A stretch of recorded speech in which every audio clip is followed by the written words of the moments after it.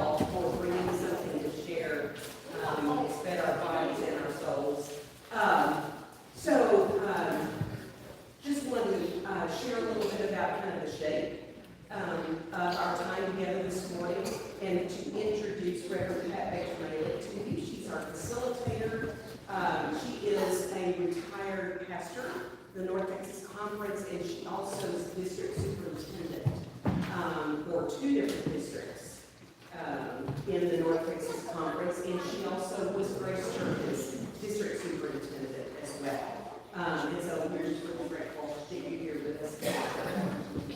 So we're going to open with a hymn. He's going to lead us in prayer, and then Pat will lead us through Connecting Seasons of Grace. And then we'll take a little break about midway through. Kenton is going to sing and play for us during that time, and then we will resume. And then when we get to the end, we will all go into the sanctuary, and we will share communion. We will sing the final hymn, and then Pat will offer us the benediction. So, how does that sound? This is a relaxed room, okay? So if you need to get up for the restroom, if you need to get something else to eat, you can do so. The kids are doing what they do. They're being kids, and it's all in. All right. So thank you so much for being here.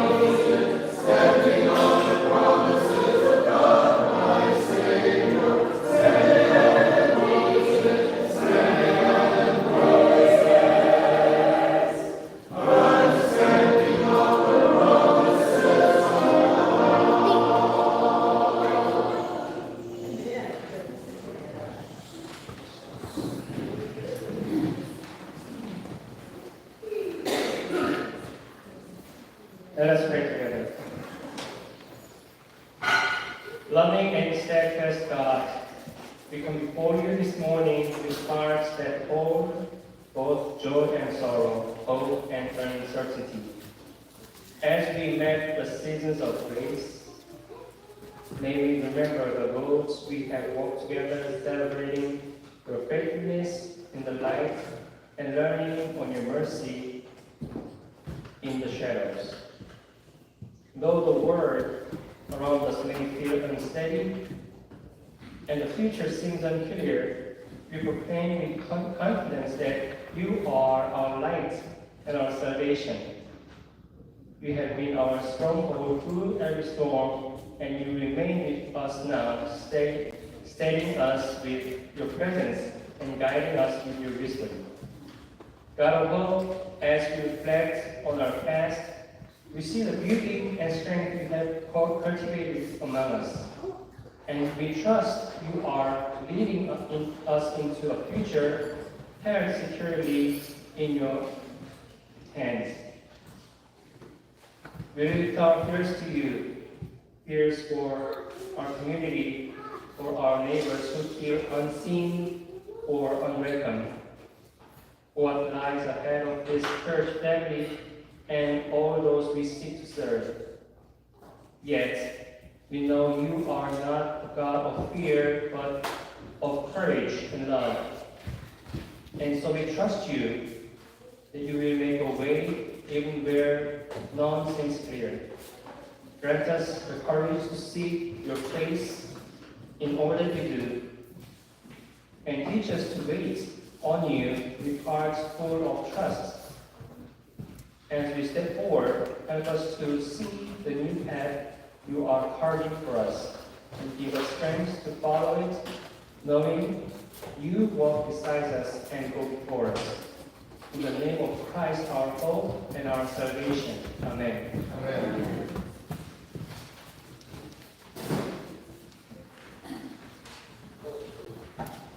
I can't get that far, I can't feel me myself, so I'm going to.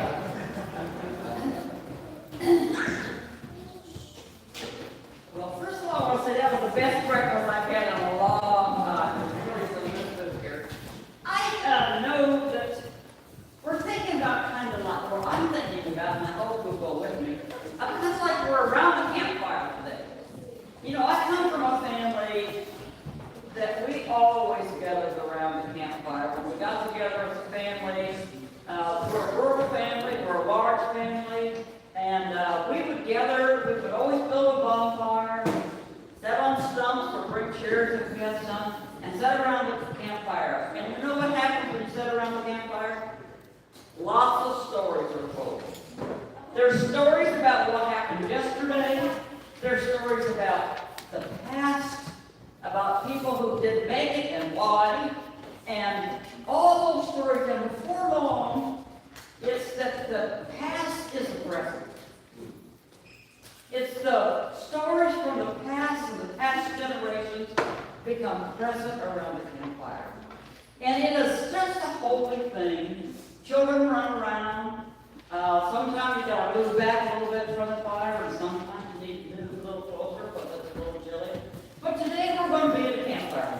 We're going to sit around the campfire. That means when you want to get up, get something else to eat or drink, it's okay. If you want to get up and do a few exercises, that's okay. It's a campfire. You can do anything you want. But we're going to start and we're going to let the past, it's always with us in the present, but we're going to be intentional about bringing it to the present. We're going to make sure that we don't let the past be the past and we forget it. We're going to bring it together. So to do that, we have a person who's our driver mechanic. Oh, thank you. Well, first of all, let's say thanks because she's my scribe. She's going to put things on. And what we're going to do, we're going to do a timeline of the church. We're going to talk about the church past, make sure it's part of the present. We're going to think not about individuals. We're going to think about the system of the church. You know what I mean by the system of the church? What's happened? When was this program started? We might want to know who really was instrumental in it. But when was this program started? When did we have a real high peak, something exciting going on? And when was the road times in our church? Those are family stories. There's always a high point. Around the campfire, they all get over. Sometimes the campfire happens because it gets dark and you can say things out loud that you might not say. But it can be dark today, so you say name once, really, okay. So, I mean, this is a church that's been here a long time, got a lot of past to make sure we have in the present. So I thought we might start with, when did you join the church? So, let me start with, who was here that joined the church in the 70s? Okay, 80s.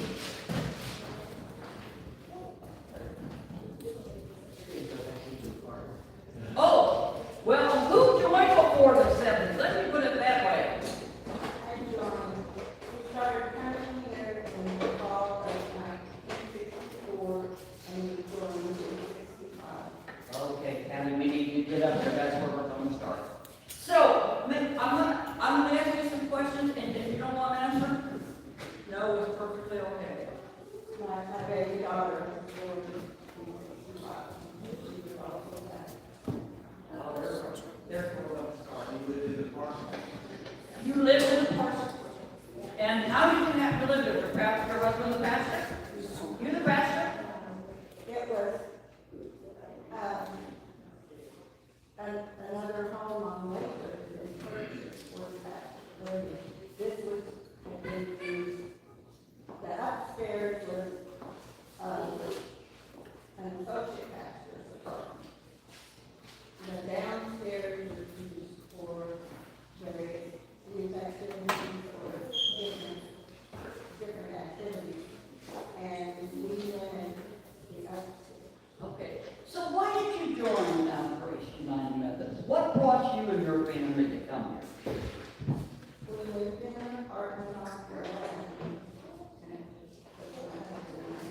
And we got out, we got over, and then we were looking for a Methodist church. This one was close to our apartment. We came here for Sunday, we lived in Dallas. Walked in, and I saw my name written on the wall. My maiden name is not under the sanctification of Jesus Christ. If you So the window was given by someone in your family? No, I don't think they're directly related. But someone, oh, I love those family stories. Okay, I got where we're going to start. Thank you very much. So, we have the first member, anybody joined before this? 64? Okay, good, get started. 1964. And we're going to put up there, what are we going to put? We're going to put, I'm going to say marketing, would that be okay? And those things, the old pages were marketing, the pages were on ad or a bigger ad, so can we put marketing? And there's something else, well, that's not all of it, is it? What else is it? It's almost spirit-driven. It's the name that connects her with the picture of the window of Jesus Christ. Connection. Thank you very much. That's the word we want. Connection. Okay. We got a starting place. Who joined yet? Who's the next person who joined? What year did, how are we going to do this? Anybody join 1970 or before? Okay, I don't want to spend too much time. Tell me a year you joined. Nobody remember? What year did you join? 206. 206. What year did you join 206 so we can get this going? Where's about midway? Maybe a little farther. Maybe a little farther. Okay. Now, who joined before 206? What year? Late 90s. What, 1990? And when did you join this church? Mission. Mission.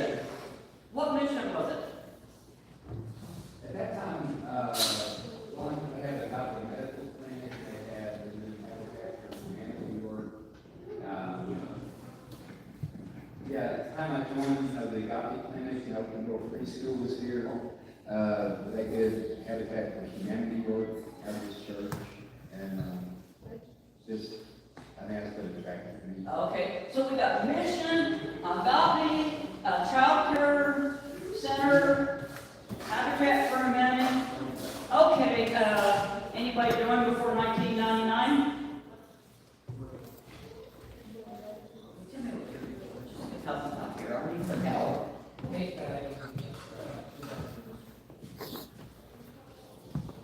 2016, okay. Okay, so we got, let's start at 1990, whatever, and to 2016. What's happened in the church? You all remember, a lot of you been here that long. So what has been things you remember about the church?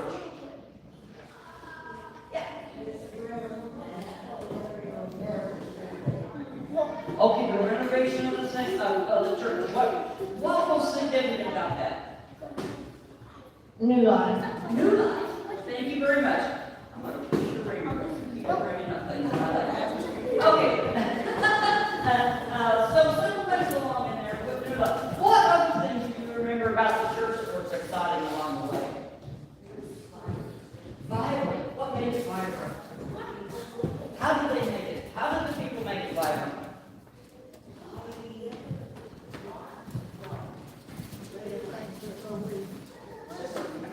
Just about that time, there was a lady named Alina that got a whole group of African members, and it was just so wonderful.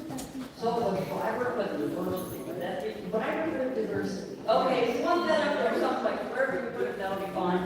So what other things do you have?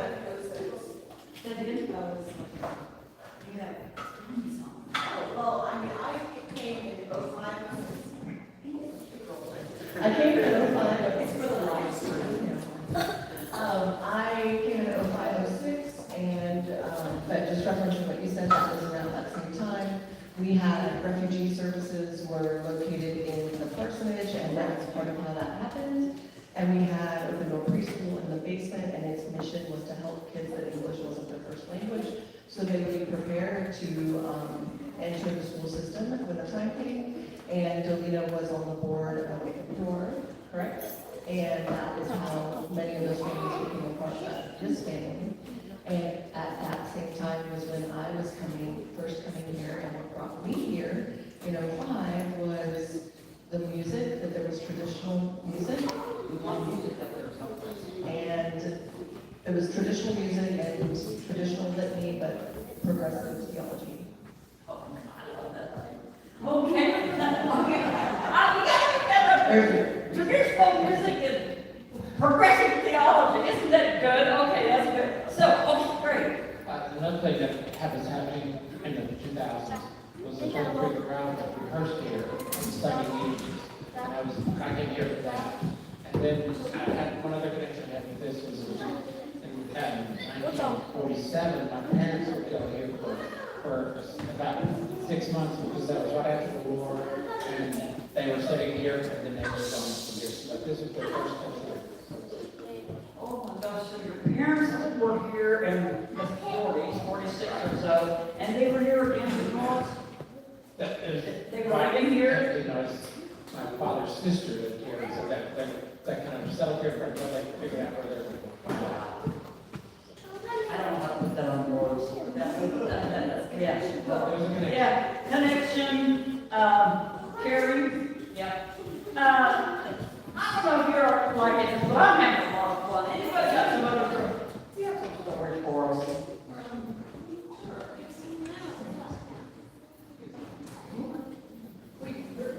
We came started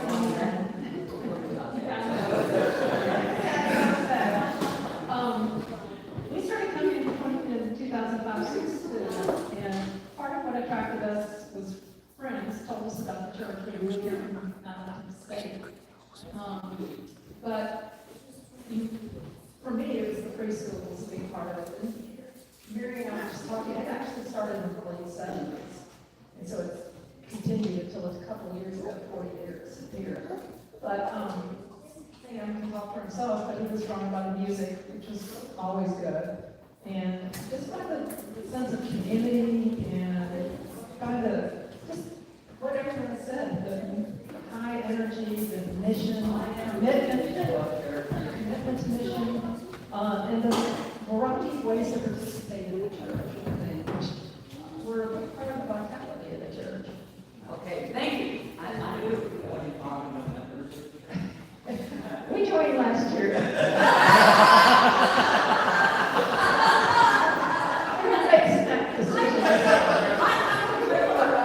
A lot of young people now are taking your doing the way we did because they lived together for a long time and they say, well, maybe they'll make it. Yeah. Okay. Other stories. Oh, I tell you what, I love to hear the stories. You got one for us? Or something about the church? We joined the weekend after the service really for college. And probably the most beautiful service I've seen here at a life experience. And all things down, entire church came down. And I was ready to enjoy that. 2015. How do we put words around that to put it on our board?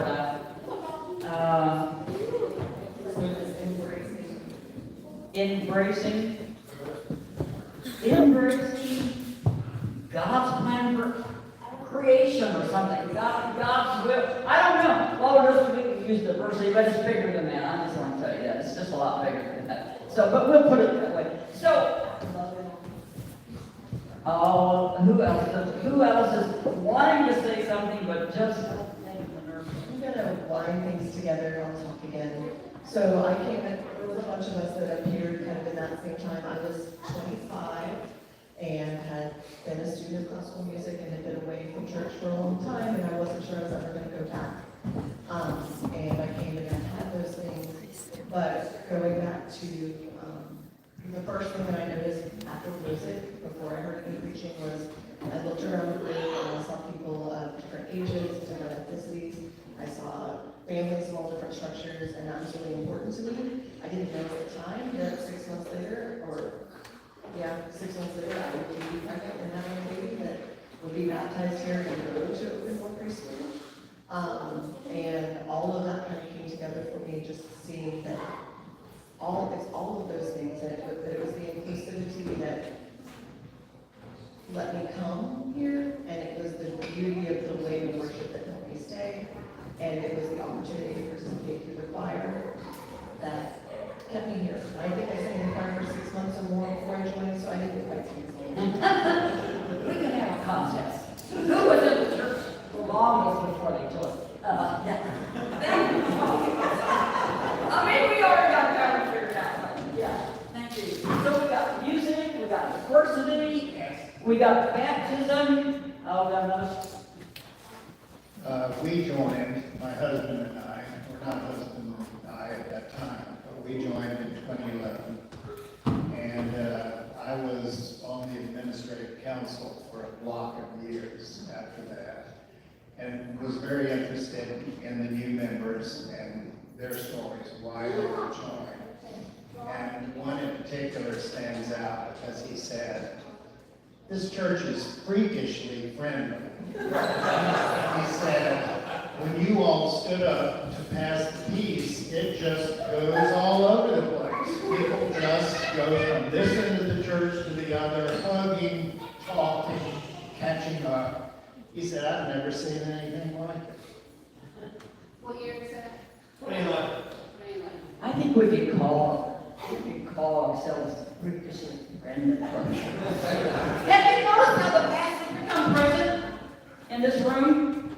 Have you noticed that it's not just about today?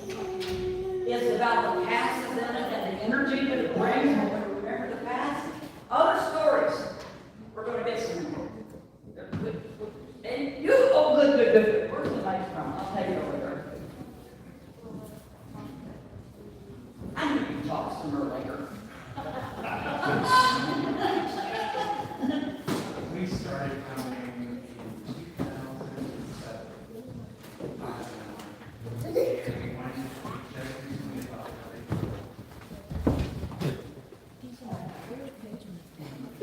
the church. That's a single family road. Citizens.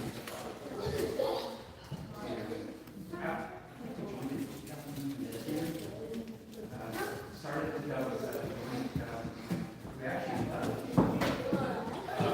were so far out, we wanted to run church in our community, rather than just grow in the community. But it just wasn't the same, I think we were gone 2 years. And then we grew a little more, and then we came back. So, And what brought you back?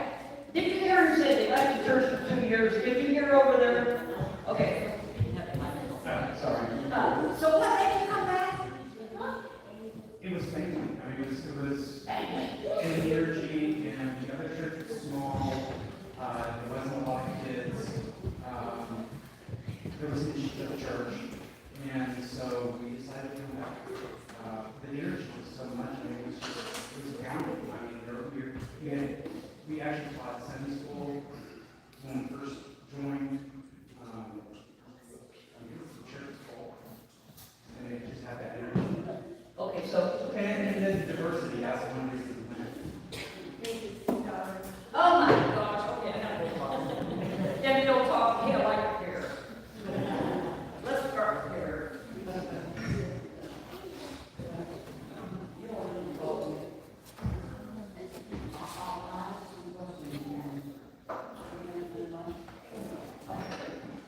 So, what do you like about Grace United Methodist?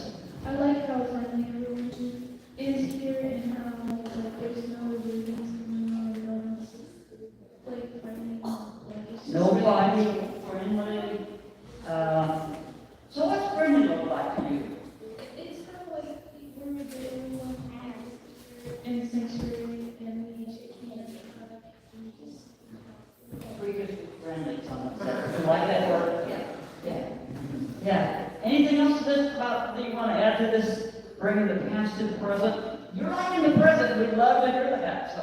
I like how many kids there is and just different ethnicities here. Kids dances, I like that too, that's great, yeah, yeah. Anything else?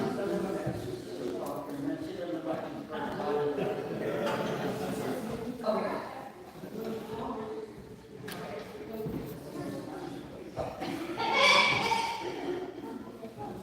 Okay, so what, do you like to read Grace United Methodist?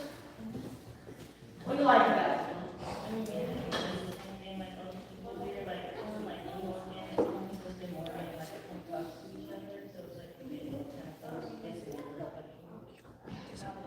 So, did you hear what she said? She's got a little voice, I have a big voice, so I'm gonna repeat what she said, if I get it wrong, let me know. She likes it, but everybody's friendly, speaks you in that you hug. So I think we got this previously friendly, you don't see that happen other places, do you? Not really. What else do you like about it? I like I don't know, I like the excitement.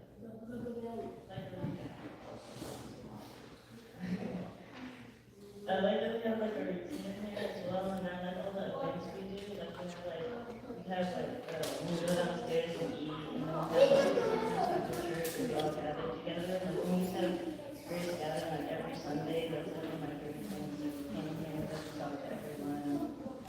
Oh, I love it. Hey, I was you guys come out to say this again. And how the church like brings in youth and involvement, like they do stuff with the kids. Because most of the time the churches do like, I don't know, I just like how they involve children. Okay, all right, thank you guys. How do you involve children, you, that previously friendly comes up again. I actually like to talk My husband Dee and I joined Grace Church in 2006. The reason we came here is because the Methodist church that we were attending at the time, which is not too far from here, closed. And so we had to find another church.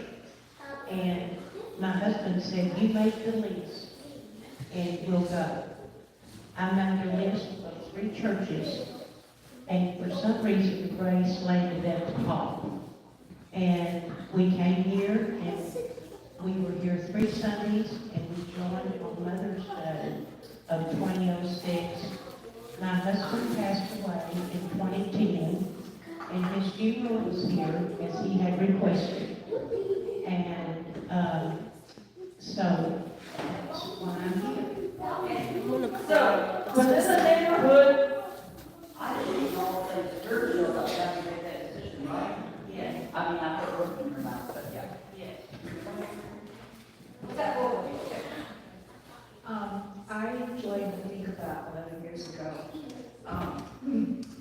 My previous church had almost destroyed me, and after 20 years, I really needed the church, so I came here on a whim, and it was in walking distance, and everybody was warm and friendly, and I joined, and this became my church family. Last year was hands down the worst year. And these people have helping each other and have remained my family. And there's just a loving human spirit that's here. Okay, so what we're gonna put up there is a healing work, would that be it? Go ahead, don't think about it, the church kind of destroyed you, and worship horrible here, and the church here for you, so would that be fair? Okay. I moved here about 25 years ago, and I found this great church that met all my needs, not this church, not another church, that met all my needs. I was so incredibly happy there. And then about 5 years ago, Oh my. and everything stopped. My life just went into stop. And when I started feeling better and I was going back to church, I went back to the church I had been attending for 20 plus years. And I don't know what happened. I just did not feel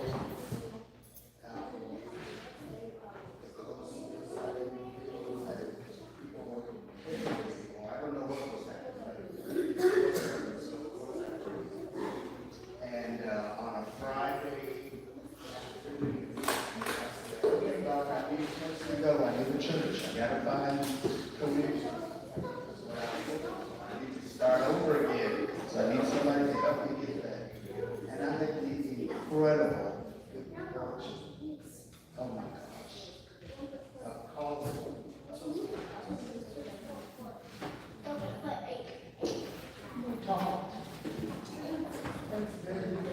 Because the stroke I had, every day I have to learn new stuff. Every day I have to start all over. And so when I met her, and we sat down and we talked, I said, she said, so what exactly are you looking for? What do you do? What makes you happy? Da, da, da, da. And so 2.5, 3 hours later, Wow. I must be bold at this moment. I gotta get out of here and let her go. And she said, no. She said, come back.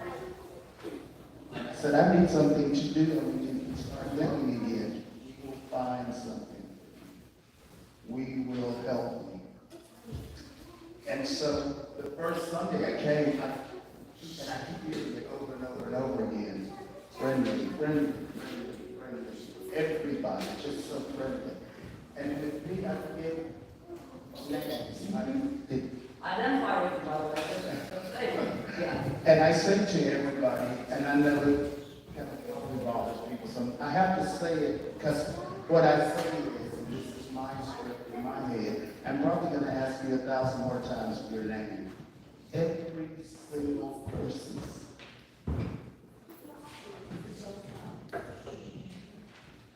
And so I noticed on Sundays,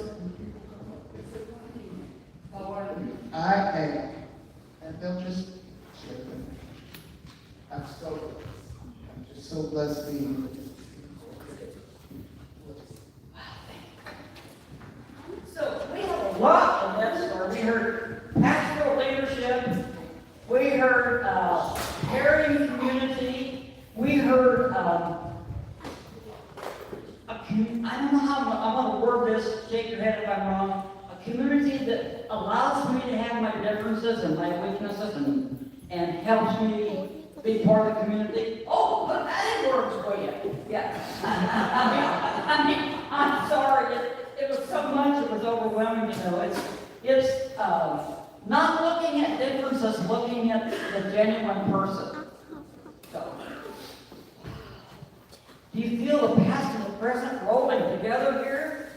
Well, who else wants to speak? Got two over here.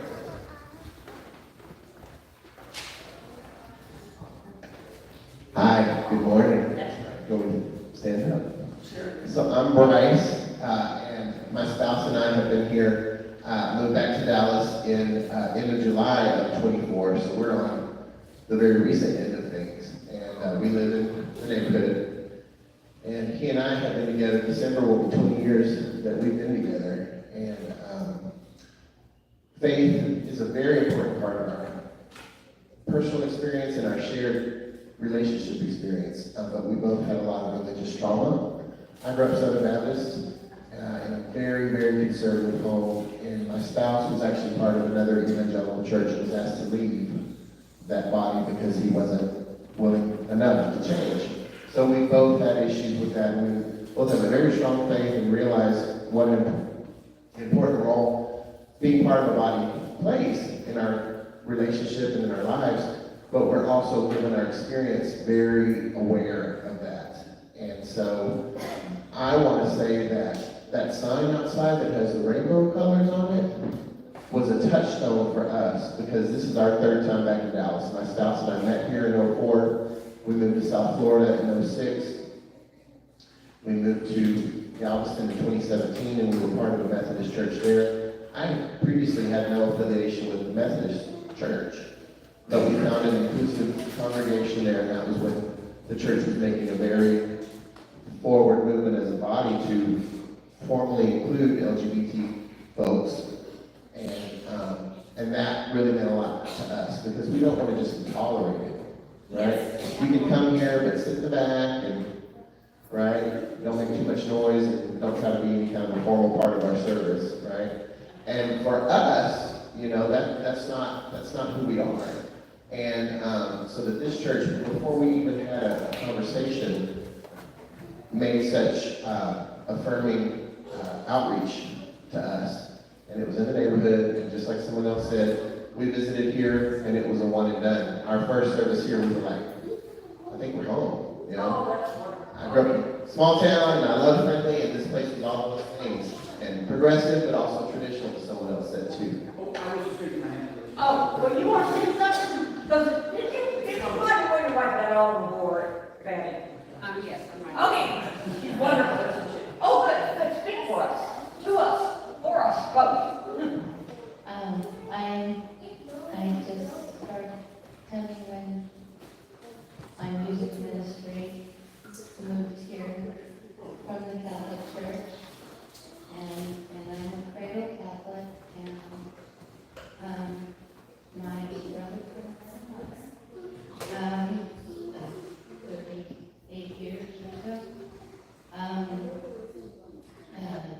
met with crisis and again asked to leave the body of a congregation, and the narrow-mindedness and the departure from Christ's way brought me here, and because of the pastoral messages and God wink for me was finding out that my brother and sister-in-law were married here 25 years ago, the week after I started coming here. And for me, it was this congregation and all of your ministries have opened that door to and it is, for me, extended family and a true communion of saints, as I believe that you will be welcomed in heaven. That's what you provide. And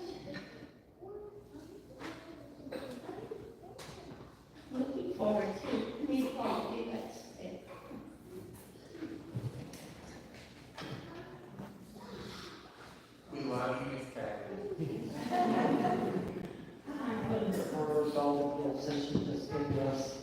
She brought the past, the present, God, community, friendliness, care, and compassion all together in her words, and I appreciate it. Don't know what else to say. Did you have something you want to say? Let's hear it. You like something you want to Good morning, everybody. I'm Jesse. I joined the church at the end of September, if I remember correctly.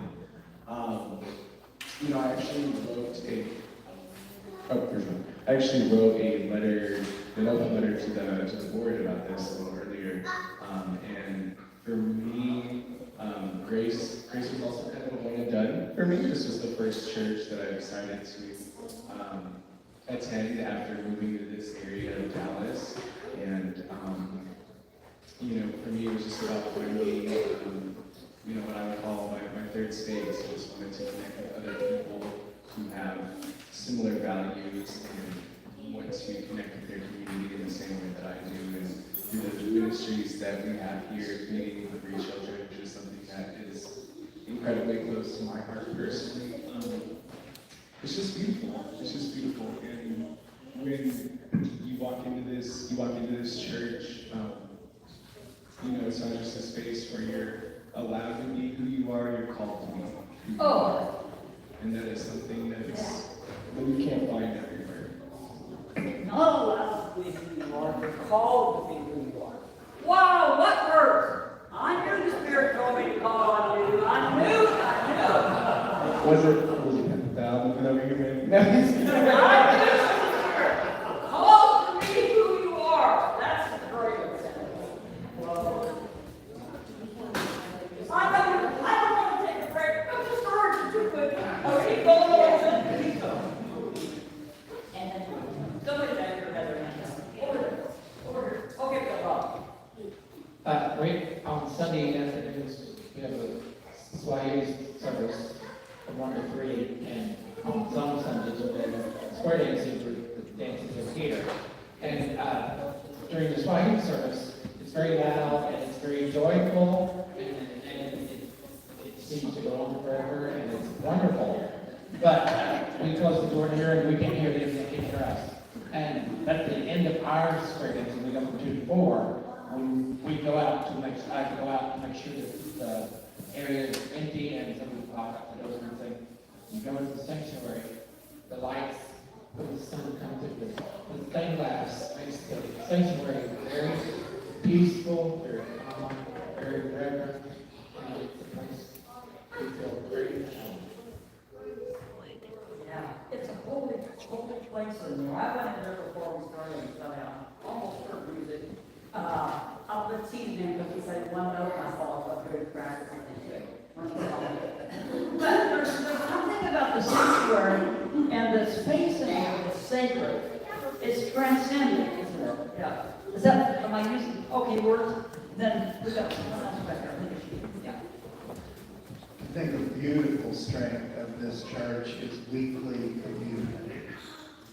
It was started, we have quite a few folks in this church who were English is not their primary language.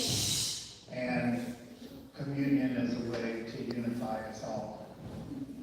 Beautiful ritual, beautiful unifying. Wasn't the Communion unifies all different things. And that was started in the 1980s with Bill Bryan. Right. With the Cambodia. Well, okay, pass the mic all around to someone here wants to. I was raised in the church, but somehow fell away. And after a bunch of bad things that happened, I realized it was not a decision I made. I started to pray one day, and there was nothing there. And I lived 35 years as agnostic, atheist, depending on the day. 35 years. And my husband and I started dating.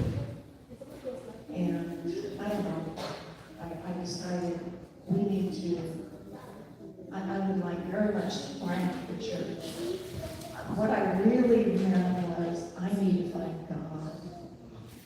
God wasn't there for me for so long.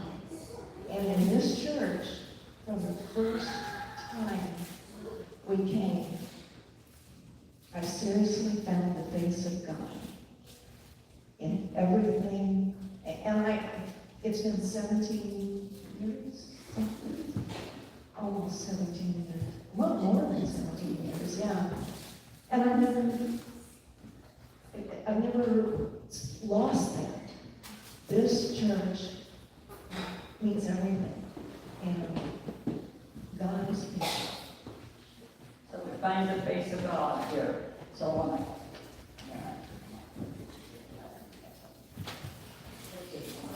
Oh, she always gets it. She always gets, she always gets it right, yeah. We've been married 17 years. I intend on keeping on going.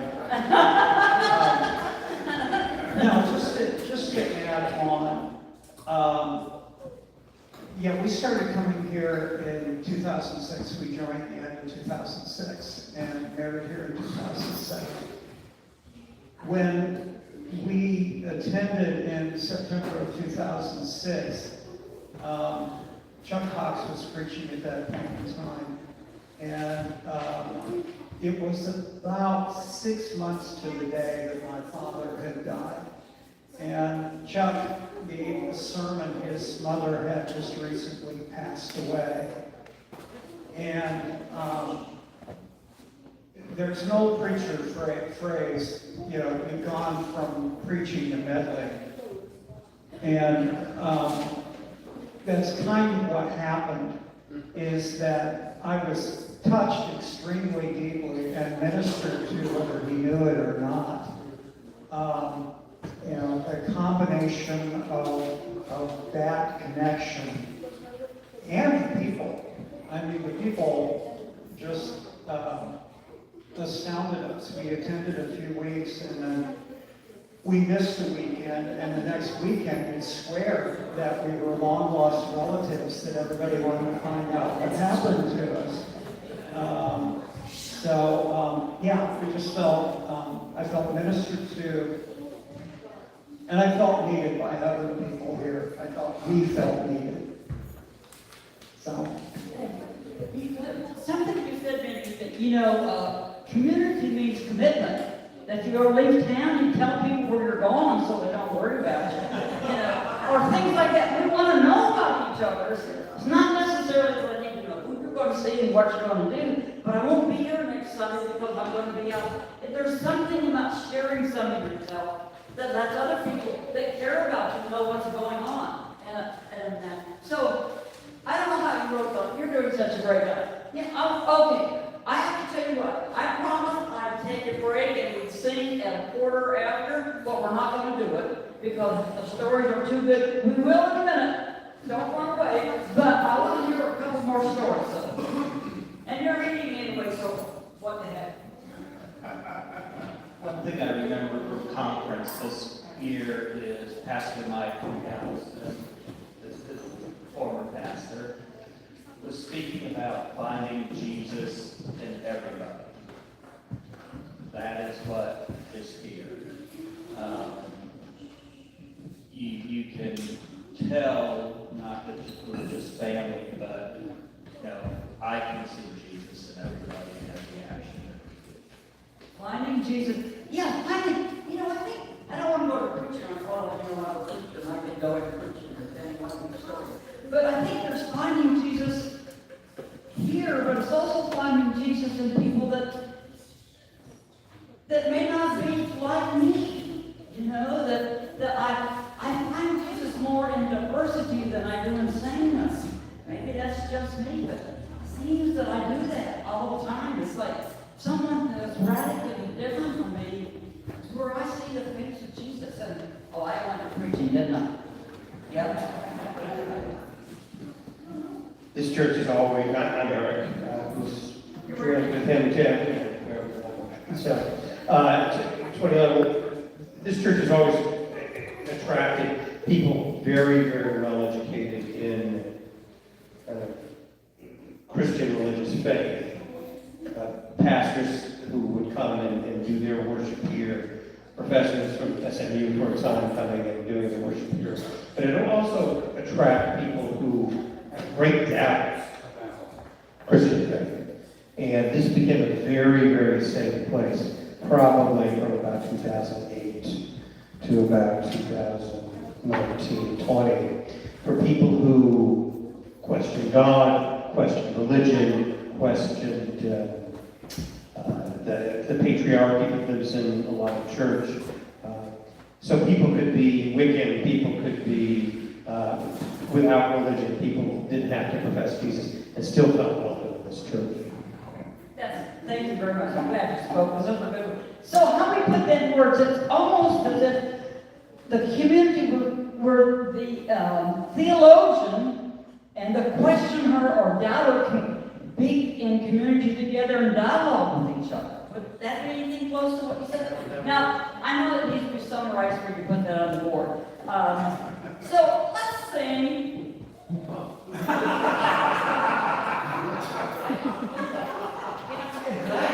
It's just going to be me because it's something different. Because they're amazing words, but it's not in the Methodist. Everyone says that way.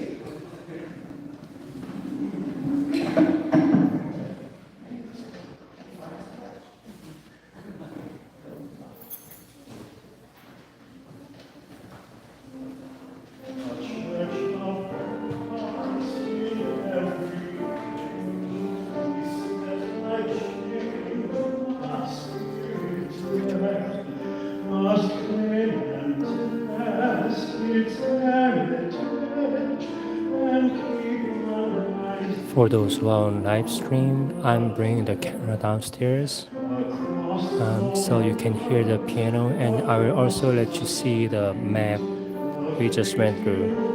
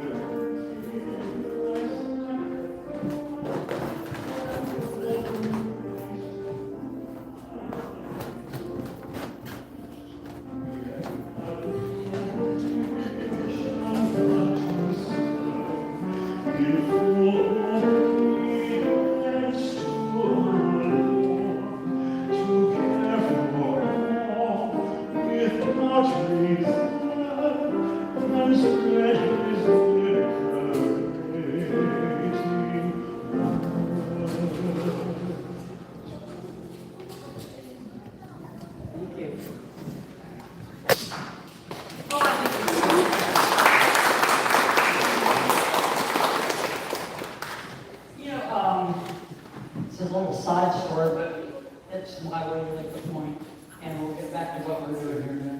I'm one who loves to walk in nature, and because I grew up in the country and kind of a rural girl, but I walk at a nature preserve in Plano most every day. And there's a lot of beautiful old trees there that I love. I keep this a secret, but I stop and hug the trees along the way because they're so wonderful. But when I look at those trees and the bark and the branches and the leaves, there's a whole lot of leaves that are down below that holding that up. And sometimes at the creek bed I can see just what's underneath that tree to make it free, to live and flourish and make a place for the birds to nest and maybe to look at. It's a lot of generations, and it's a lot of what's happened to make that tree. And as we know, there's a lot of that we don't see that's happened in this community to make the church that's freakishly friendly, where you're called to be who you are, where you find friendship and diversity all rolled up into one. So I think those are some wonderful things, so that we're just kind of like a family or a tree. It takes the past to be part of the present, and the present is the beauty of the trees and the leaves, because I like that metaphor. think about that for a minute and see, as we listen to that beautiful music, and thank you, by the way, if you had some other stories you want to tell.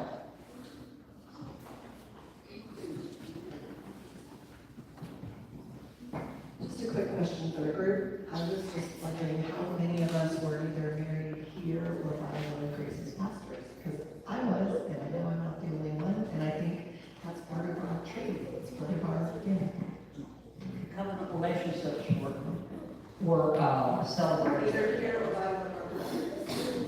Wow. So we have their rituals and covenant relationships are performed at Grace. So, I think these are wonderful stories, but I'm also one that knows this is not all the stories. And I think we do a disservice to the family, to the church, to the system. We don't also tell around the campfire some of those stories that are on the chapel side, or the stories that we just wish the family didn't know, but they live on and they bubble up and they show their face sometimes and we least expect it. And I'm going to hear some of those stories. Well, kind of going back to what you were saying earlier, Rick and I have been together for 32 years. 32 years. And what's held our relationship together has been the relationship with God. But 30 years ago, or 32 years ago, you didn't have the diversity within the church. We went to churches that were labeled gay churches, with all the congregation gay, except for the cousins, straight people. But it was primarily all gay or lesbian. So, and we did that almost up to until we adopted. And we didn't want our children to be raised in a strictly gay church. We wanted them to see the acceptance of who they are and whoever they become, but to see it that we're separate from all types of communities. And that's why we chose Grace. But you know, even when we left the Grace earlier, years, to go to a church within our community, I Googled because we didn't have Yelp now. And we were not accepted in any of the churches except for one. And we were told not to. So that wasn't that one. So, this isn't necessarily the shadow side of Grace United Methodist, but it's the shadow side of the church of exclusion, of not calling you to be who you are, excluding you for who you are. So, however you want to put that down there, that's not necessarily here, but it's the church. It's the United Methodist Church. So, we just want to own that. So, painfully own it. We've had some significant community losses. People, durable saints of this church who we have buried and had powerful memorial services. We lost a significant contingent of young families and their children several years ago, who were friends of our young associate pastor who moved away, and a lot of them followed him either to his church or to others. And I think COVID came and shut the church down, as it did in many churches, in person. And as we are recovering, because I don't think we have recovered, we are still recovering, that's made a difference. So losses from all of those. We lost a lot of our community and freaking friendliness during COVID. And we still haven't, as a society, recovered from that. Yeah. The other point you made that I think we have to own in some way, I'm not quite sure how I'm going to word it, but there's a sense that sometimes loyalty to the community, to the congregation, gets compromised by loyalty to a leader. Would that be at all? Would that be anything close to what you're saying? Yes. Yeah. Other things we need to own. And really going back to COVID, I live 2 blocks away, and I was one of the 2 youngest members of the choir. So during that time, when most people were staying away, I was actually here a lot more. And by the time that window, I guess, opened again, I had a sense, and I know I'm not the only one, that my participation, my giving, and my leading and my support of the church was becoming less a joy and more a burden. And that as we have shrunk in size, people who step up just keep having to step up over and over again, and it can be exhausting, and it takes a lot of kind of the joy out of being here. I always told myself that if I went back to church one day, which happened almost 20 years ago now, that it would be because I wanted to be there, not because I had to be. And there have been moments, particularly in the last 5 years or so, when it was because I had to be, and that's really hard, and I know I'm not the only one that has felt that weight, and it's not good.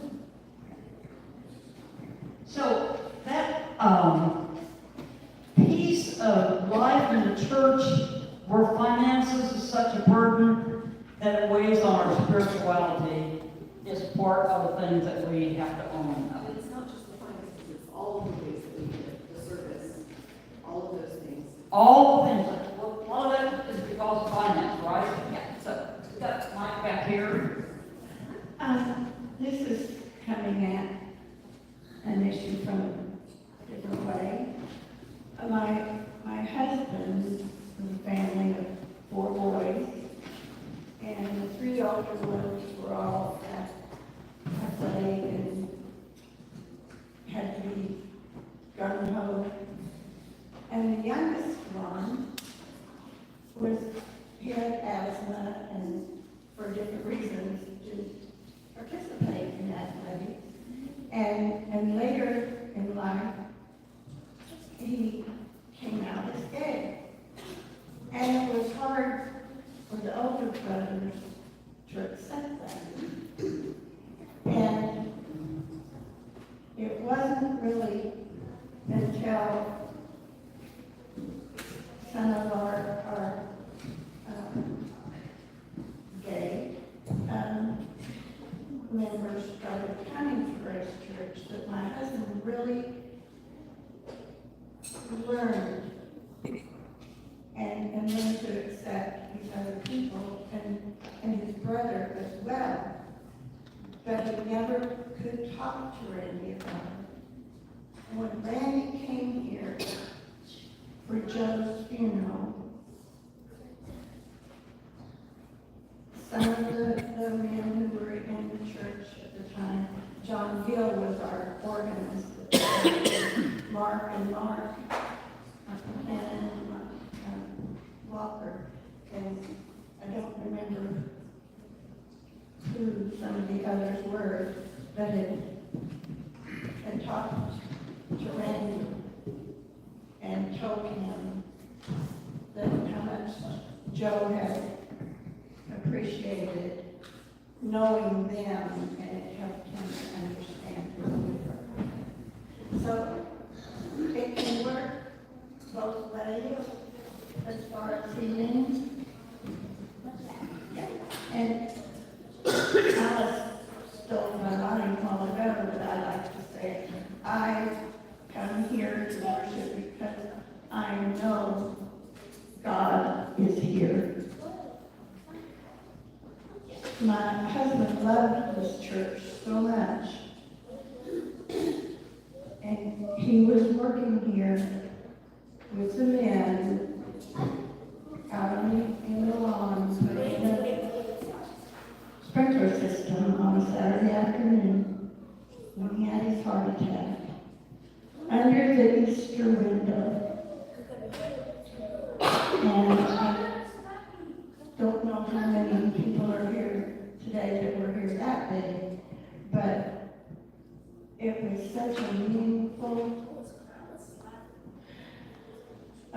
event for the whole congregation, really. God is here. He takes care of each one of us every day. And I appreciate Grace Church for that. You have such significant events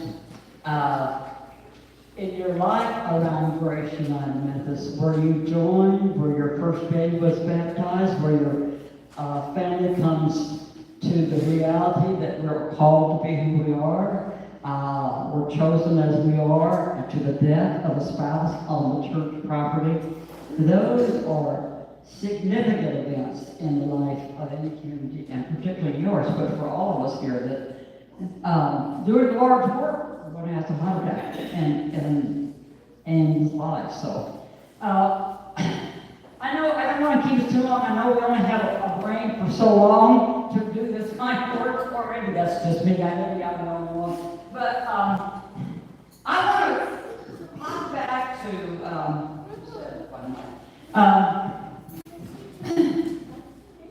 you know, there are things that keep us from celebrating the joy and letting the past be part of the present. And if we don't own the anxiety in the congregation or the stress points, we get to the point where it's like, well, I have to go to church today because they need me. And that's hard to find God when that's what's going on.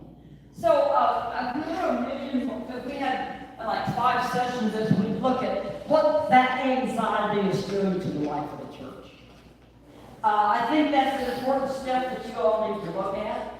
Your pastor is very good at doing this work and that kind of thing.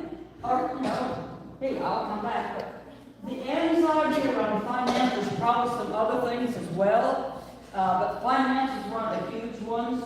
Pastoral changes is another one. But right now, I think it's a lot might be, I'm projecting on you about finance, because you were so brave to speak up and say that out loud. And, you know, and I know this church, I love this church. I was just a superintendent, it's been a significant part of my journey in ministry here. And I know the struggle with the downtown church. And I know the struggle with the building that's old. And those are points of anxiety that we have to all have to look at.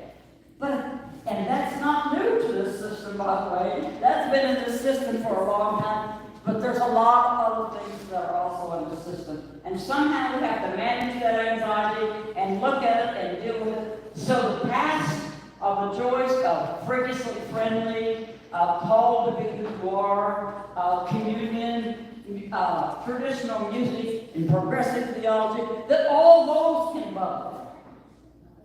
That all that can bubble and bring joy and laughter and playfulness. So we have to manage the anxiety of the systems. I don't know, I think that may be your work to do ahead. But when you do that work, take this timeline, keep it in front of you of all the reasons why you're here, why the love of God is here, why you found fellowship and God, and where your faith can be expressed and enhanced.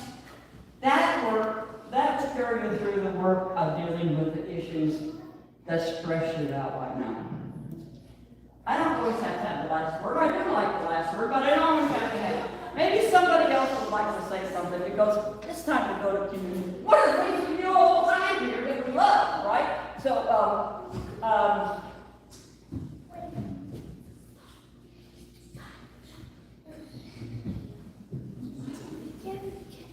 okay, I think we're finished. Y'all think we're finished? We're ready to go to communion? I see some heads nodding. Hey, I've had a lot of fun. We've heard a lot of great stories, and the reasons why this church is amazing. Got to deal with our anxiety to keep us going forward. Thanks be to God for being here. See you next time.